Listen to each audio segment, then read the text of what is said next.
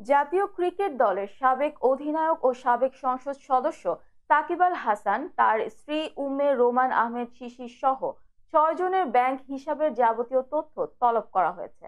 বুধবার কেন্দ্রীয় ব্যাংক সূত্রে এ তথ্য জানা গেছে।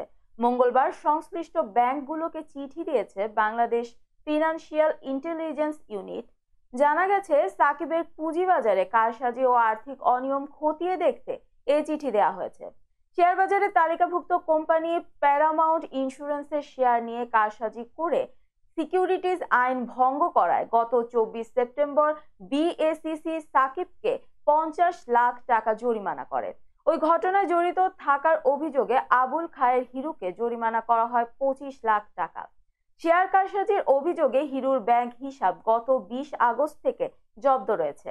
আরো যাদের ব্যাংক হিসাব চাওয়া হয়েছে তারা হলেন আবুল খায়ের হিরুর বাবা আবুল কালাম মাতবর, হিরুর ভাই মোহাম্মদ বাশার, বোন কণিকা আফরোজ ও ব্যবসায়ী মোহাম্মদ নাজমুল বাশার খানের ব্যক্তিগত ও ব্যবসা প্রতিষ্ঠানের ব্যাংক হিসাবের তথ্য চেয়ে চিঠি দেয় বিএফআইইউ।